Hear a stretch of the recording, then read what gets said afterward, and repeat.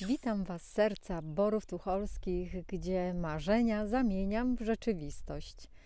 Dzisiaj mamy naprawdę piękny dzień, 19 marca i pierwszy dzień wiosny, który jest tak ciepły, tak słoneczny, tak zaciszny, aż po prostu zachęca do tego, żeby wyjść do ogrodu i zrobić jakieś porządki w tym ogrodzie.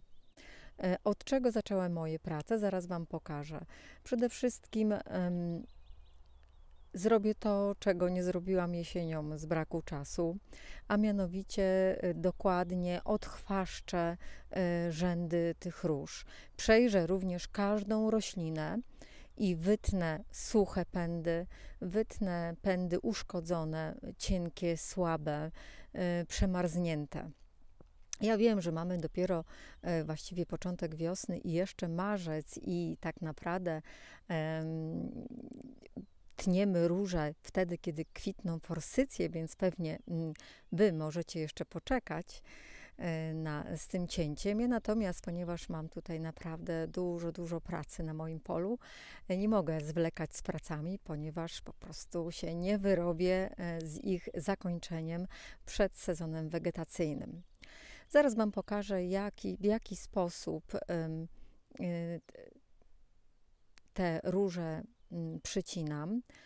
I tutaj też taka istotna uwaga, ponieważ róże historyczne, o których tutaj mowa, są to róże, które zazwyczaj kwitną na pędach dwuletnich. Je przycinamy tylko tak naprawdę właśnie te przemarznięte pędy, które chcemy usunąć. Nie tniemy ich nisko przy ziemi, ponieważ wówczas zlikwidujemy te pędy, na których w tym roku będą kwiaty.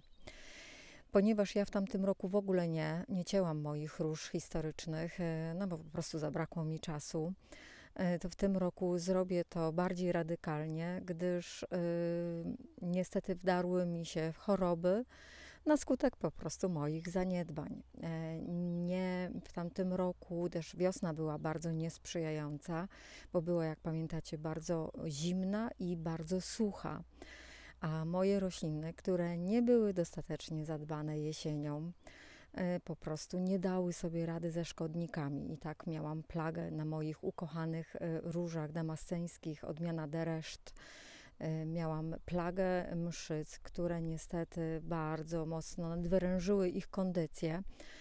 I w tamtym roku one dosyć mocno mi chorowały. Dlatego w tym roku dokonałam cięcia takiego dosyć radykalnego. Zaraz Wam pokażę, jak to wygląda. No i zobaczcie, właśnie to są moje róże Dereszt już po cięciu, czyli zostawiłam tylko główne i zdrowe pędy. Uporządkowałam przestrzeń, bo ziemię wokół nich. Odgarnęłam też, odsłoniłam dolne części pędów. I tak zrobiłam z każdą z tych roślin. Te cięcia były dosyć radykalne, dosyć mocne, natomiast to, co jest istotne, to odmiana Dereszt powtarza kwitnienie, więc jest nadzieja, że również w tym roku na pędach jednorocznych pojawią się kwiaty. Musiałam natomiast dokonać takiego cięcia i prześwietlającego, i cięcia sanitarnego, żeby dać im szansę na to, by obroniły się przed szkodnikami. Uważam bowiem, że rośliny zdrowe, dobrze zadbane, dobrze nawiezione, ale nie przenawiezione, poradzą sobie z większością chorób i szkodników. To tak jak z organizmem ludzkim. Im bardziej odporny, im bardziej zadbany, dobrze odżywiony, tym lepiej radzi sobie z bakteriami i wirusami.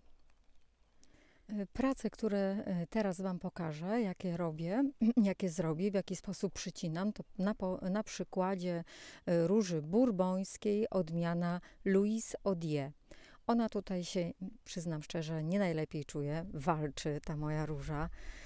Troszeczkę mi też chorowała, też trochę, przyznam, była zaniedbana, nie poświęciła mi wystarczająco dużo czasu, no ale zobaczcie, ona wypuszcza takie długie pędy, W tym roku mam w planach zbudowanie tutaj podpór w tym rzędzie, tak żeby właśnie ta róża mogła się owijać i podpierać, żeby te pędy długie nie majtały się tak na wietrze.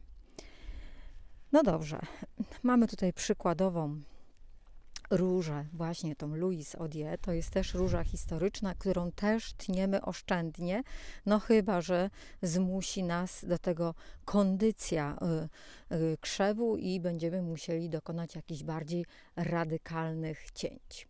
Od czego zacznę? Zobaczcie, w ściółce tutaj mam sporo perzu, więc zacznę od likwidacji tego właśnie perzu.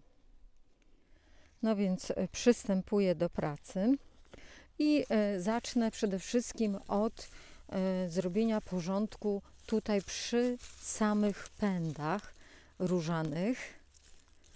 Odsłonimy tą darń. No i co wybiorę? Wybiorę perz. Ja mam głównie problem z perzem tutaj. Niestety panoszy się mimo ściółkowania. O, zobaczcie, jakie te są grube łęty.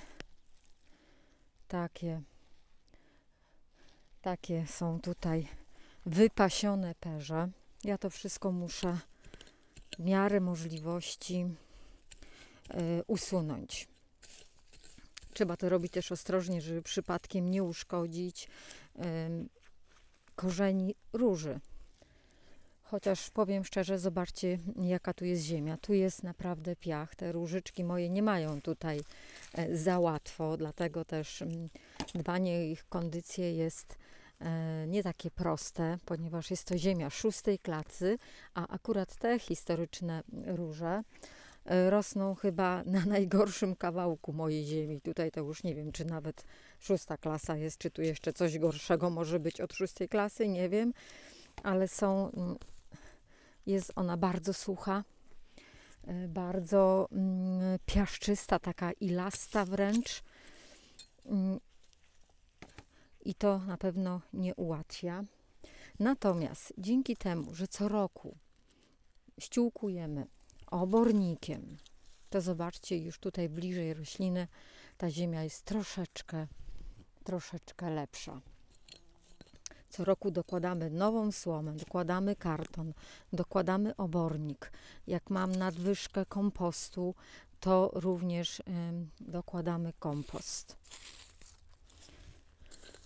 W tamtym roku po prostu inne prace były pilniejsze i nie zabrałam się za to odchwaszczanie. Natomiast róże źle znoszą, kiedy mają bardzo blisko swoich właśnie tutaj korzeni taką konkurencję. Tak więc zaczynam pracę przede wszystkim od odsłonięcia tutaj właśnie tych pędów i wybrania w moim przypadku właśnie tych łętów perzu.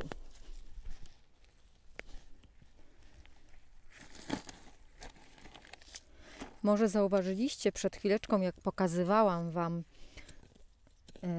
różyczki, tamte dereszt, że mają na sobie przywieszone wstążeczki, żółte wstążeczki. Po co to jest? Żółte wstążki przywabiają biedronki. W tamtym roku właśnie miałam bardzo dużą plagę mszyc, a nie było wstążeczek. Przywiesiłam je trochę za późno. Potem pojawiły się biedronki i poradziły sobie finalnie z tymi mszycami, ale początek nie był najlepszy. Dlatego warto, jeśli macie róże, właśnie ozdobić je takimi żółtymi wstążeczkami, ponieważ żółty kolor przywabia biedronki. 2 lata wcześniej miałam żółte wstążki, wcześniej zawieszone i naprawdę tych biedronek było zatrzęsienie i w ogóle nie miałam problemu z mszycami. Dlatego uważam, że jest to fajny sposób, u mnie się sprawdził, możecie wypróbować u siebie. Z tym, że tak jak mówię, te żółte wstążki warto zawiesić już teraz, a nie czekać do momentu, kiedy będziemy walczyć z plagą mszyc. Ja już na polu swoim widziałam biedronki, już się obudziły, już wyłażą, zwłaszcza jak takie słoneczko jest jak dzisiaj. To już widać, że zaczynają wychodzić ze swoich kryjówek zimowych, więc bardzo szybko powinny zacząć się aktywizować do życia. A musicie wierzyć, że larwy biedronek są bardzo żarłoczne i zjadają najwięcej mszyc, więc warto je zaprosić do swojego ogrodu. No dobrze, odsłoniłam sobie podstawę tutaj krzaku. Trzeba uważać, bo mogą już pojawiać się pąki na dole. Nie wiem, czy widać. O, tutaj taki jest ładny pączek. O, zobaczcie. Jest już nowy pączek. Nie chciałabym go uszkodzić, więc delikatnie trzeba będzie się obchodzić z tą roślinką.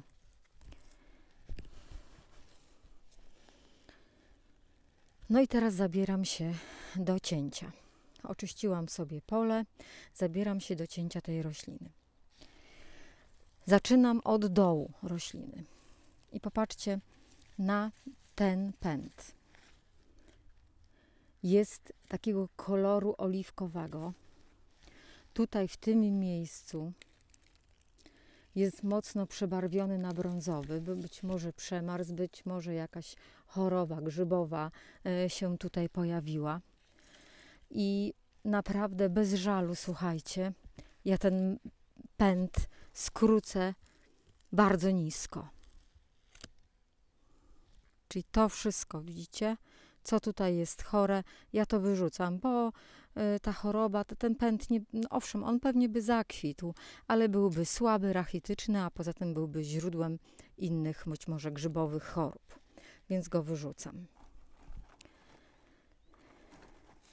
Kiedyś musiałam robić cięcie niezbyt dokładne i zobaczcie, pozostawały mi takie kikuty, to teraz je usunę.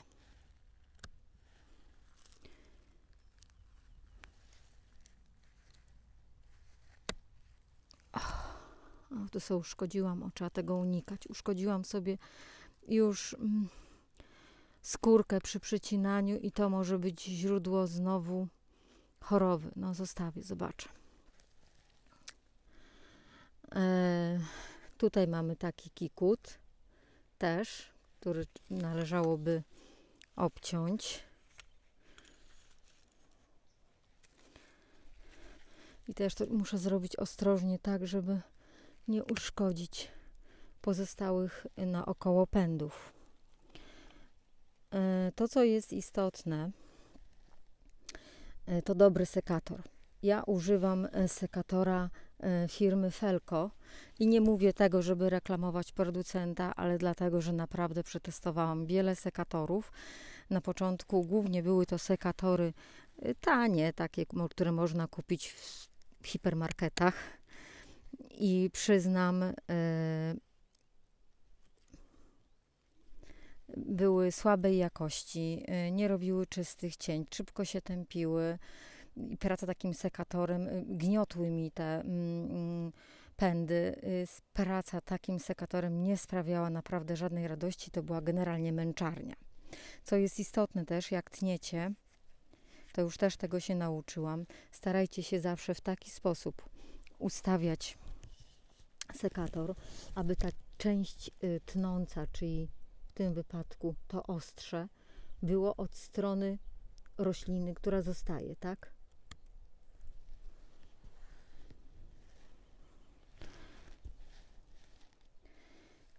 O, czyli tak sobie przykładam i odcinam. Tutaj zobaczcie na tym pędzie, w tym miejscu znajduje się już też objaw chorobowy, więc mimo, że pęd nie jest taki strasznie słaby, to jednak ja go skrócę aż do tego momentu, czyli też dosyć nisko.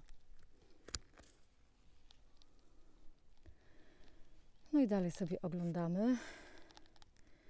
No i tutaj mamy przemarznięty koniec pędu. To również go tutaj skrócę. Tutaj również mamy przemarznięty koniec pędu i również go w tym miejscu skrócę. Tyle zostało z tej różyczki. Zostawiam te długie, zdrowe pędy. No i tak będę postępować z każdą kolejną tutaj różą, aż wszystkie będą zadbane, oczyszczone z chwastów, przycięte tam, gdzie to przycięcie jest konieczne. Oraz zacznę nawozić. Nawiozę je obornikiem i zaściółkuję słomą. I to wszystko mówiła do Was Aneta z Różanej Zagrody. Zachęcam Was do wyjścia do ogrodu i zadbania o swoje rośliny. Do usłyszenia. Pa, pa!